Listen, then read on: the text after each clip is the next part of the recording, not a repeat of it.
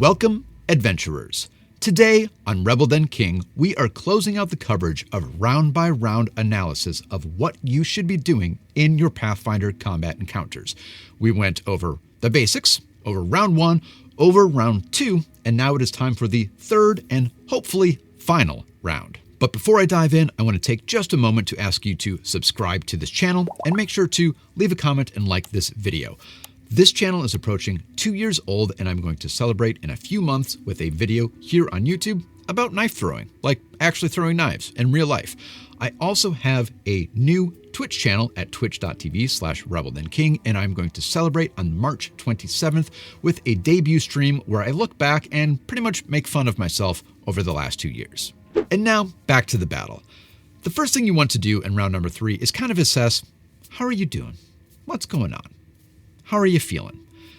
And I use a rule of thirds for this. So basically, there are 3 outcomes. Things might be going great. That means that the enemy is about 1/3 or fewer of their original starting strength, measured kind of by hit points, by how many characters remain, and you are at 2/3 strength or more. That is great. The not so good, the not great, would be the reverse of that. You are at 1/3 of your original strength, and you estimate that the enemy is still at 2/3. And then just fine is everything in between. Let's talk about just fine first. That's because just fine is really easy. You repeat round number 2.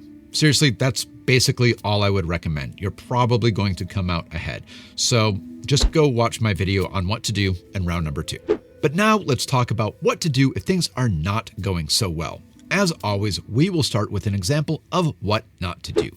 First up is your severely injured barbarian, who decides to actually advance towards an enemy. And they swing and hit, great. And then they stand there and they swing and miss.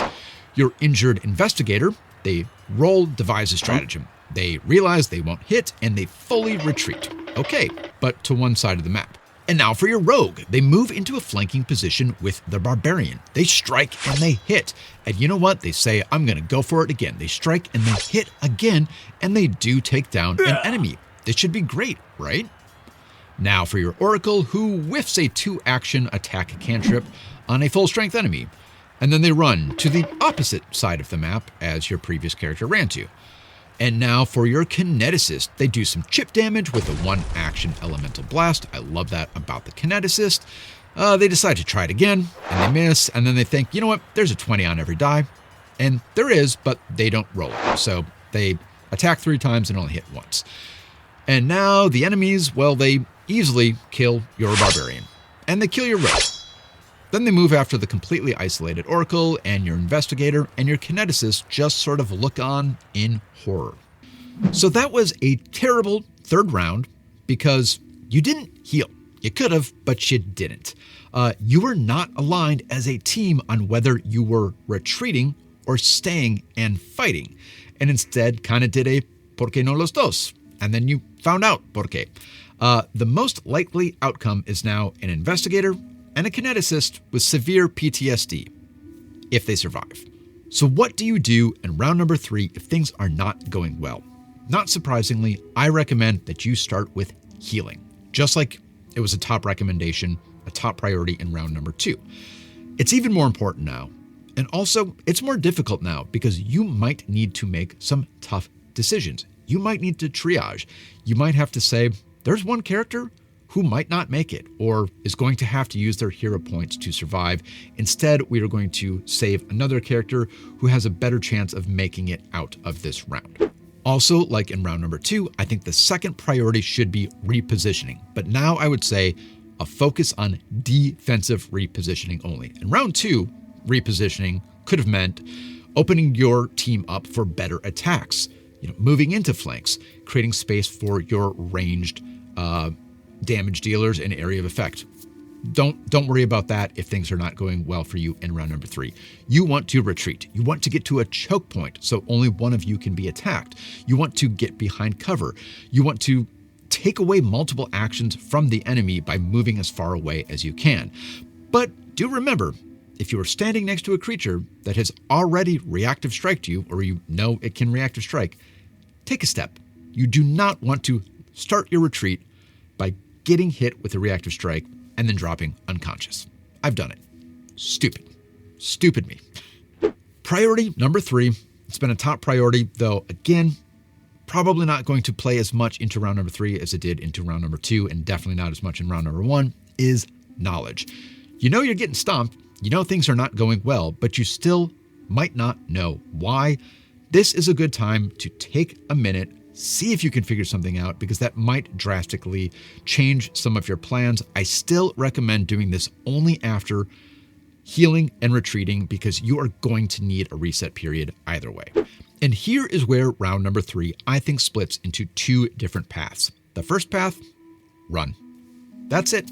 If you are doing very poorly and you are especially low on resources, and if, let's say, you did use a recall knowledge and you still don't know what is going on, you got to get out of there. You got to live to fight another day. Run.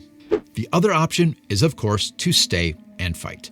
And if you decide to stay and fight, I say you need to start with your defenses.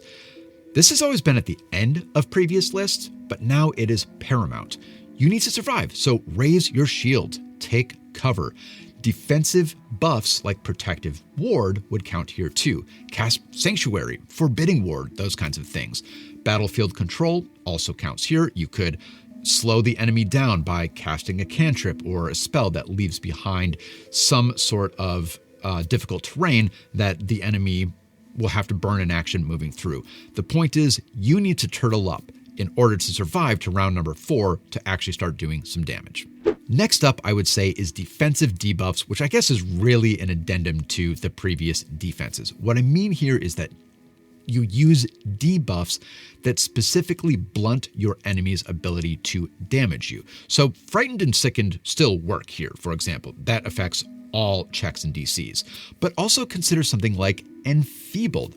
That affects strength-based rolls. That could be their attacks and damage rolls. Or Clumsy if you are fighting a ranged fighter who would be using a dexterity-based check for their attack roll. The point is, here you don't want to just lower the enemy's armor class. That is not what you're trying to do. You are solely focused on them not hitting you, not on you trying to hit them. Next up, I would say, actually, if you have the time for it, which I kind of doubt you will, but if you do, go ahead and use some offensive debuffs. These are the things that are designed to impact the enemy's armor class and make them easier to hit. Something like a Bottled Lightning to leave them off guard. And then the last priority, if you are choosing to stay and fight and you somehow have the actions for it, is what I would call safe damage. Go ahead and try to do some damage if you have the actions to do so.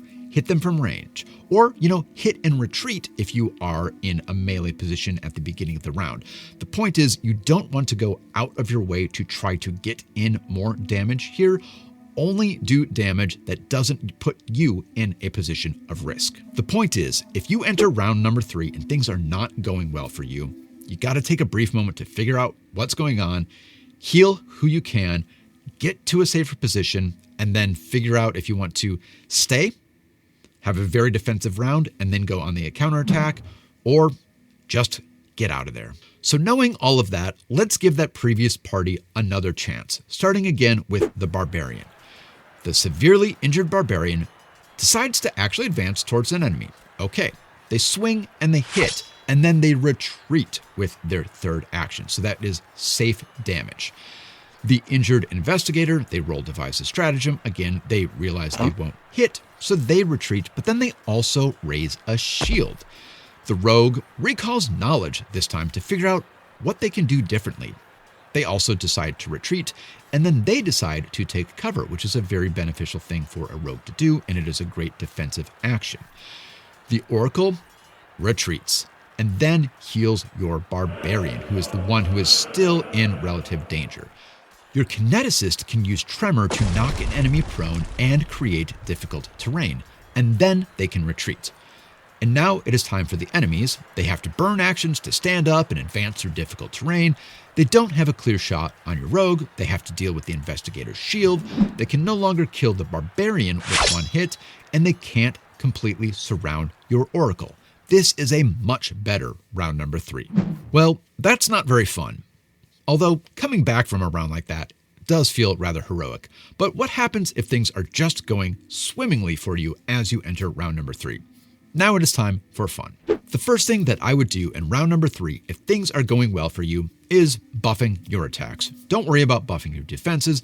Don't use big ticket items. Don't use a spell slot for this, for example. You know things are going to come out well. But, do what you can, Courageous Anthem, things like that to make your attacking even more efficient. Priority number 2, if things are going well, is offensive debuffs. So these are things like getting into a flank to lower the enemy AC, demoralize them, bottled lightning again. The point is you want to weaken their armor class this time and not their attacks like we were doing earlier. The next thing I would say is high probability damage. Remember, you're probably facing a lot of creatures who are very low on hit points right now. So you want to use some save-based attacks or other effects, hoping for a success where even half damage is probably going to be enough to take that enemy out. And then I would also recommend here, actually, attacking a lot, despite the multiple attack penalty. This is the time to do it. And for number 4, there is no number 4, just go full offense. You're going to be fine. And back to attacking a lot despite the multiple attack penalty. Let's compare the probability of doing some damage on a single creature with something like Vicious Swing and a regular strike versus 3 regular strikes, saying that you need an 11 to hit on the first strike, an 11 on the dice. So with Vicious Swing, you have a 1 in 2 chance of hitting on that first strike. That is a 50% chance of hitting, a 50% chance of missing. But remember that Vicious Swing does apply double map, so with your third action, you can only hit on a 20. That is a 5% chance or a 95% chance of missing. This gives you only a 52.5% chance of doing some damage to that creature on that round. What about without Vicious Swing? That first attack is still going to be a 50% chance of doing some damage. Then you would need a 16 to hit on the next strike. That is a 25% chance. The chance of not hitting is 75%. And then you still have that same reliance on a natural 20 on that third attack for a 5% chance to hit, a 95% chance of not hitting. That actually then gives you a 64.4% chance of hitting and doing some damage to that creature in that round. So you can see if you don't need to deal a lot of damage, but need to do some damage, taking multiple strikes here, regular strikes, is actually the better way to go. And that is it for round number 3. Hopefully you had a great round 1, an even better round 2, and you get to play out the fun path in round number 3 and just feel like heroes cleaning up the battlefield. Hopefully. But if not, do a big reset and then get back into it. Or don't. Run. It's a valid option too. And that is it, adventurers. Is there anything about round number 3 that you think I am missing? And honestly, do you have many combats that go longer than 3 rounds? It's been my experience that most combat tends to last about 2.5 to 3 rounds, but let's talk about it in the comments. Until then, remember, there's no shame in running away from an encounter once or twice in Adventure Path. But if you do it more than that, well, go back and watch the videos on round number 1 and round number 2, again, because you're probably doing something wrong.